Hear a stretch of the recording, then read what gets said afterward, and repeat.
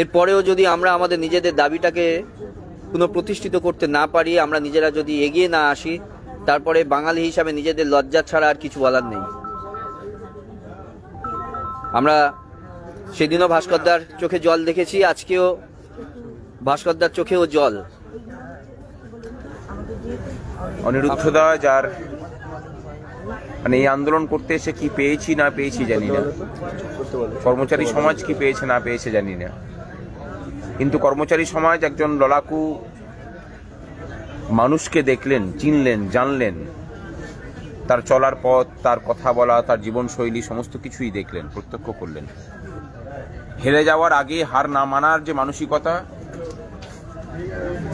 সেই মানসিকতাকে আমরা কুর্নিশ জানাচ্ছি এবং কথা দিচ্ছি অনিরুদ্ধদা যে লড়াই আমরা শুরু করেছি সেই লড়াইয়ে জয় আমাদের হবেই।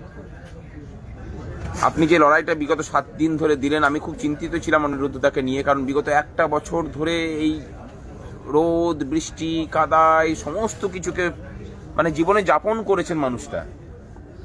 তারপরেও যখন বললেন যে অবসরপ্রাপ্ত কর্মচারীদের প্রতিনিধি রূপে আমরা, মানে আমি অন্তত বসতে চাই এখানে, কথা বলার প্রয়োজন, একটু বাইরে গিয়ে প্লিজ, এটাকে বাধা দিও না, তখন আমার আর কিছু বলার ছিল না।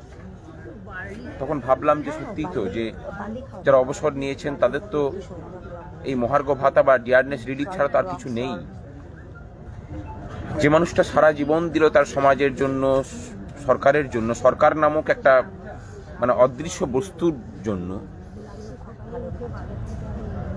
তার বার্ধক্যটাকেও এই সরকার ছাড়লো না। আমরা শপথ নিচ্ছি এই রাজ্যের ভবিষ্যৎ প্রজন্মের স্বার্থ সুরক্ষিত করার জন্য, এই রাজ্যের মানুষের স্বার্থ সুরক্ষিত করার জন্য যা কিছু করার, তার কোনো কিছু করতে কসুর করব না।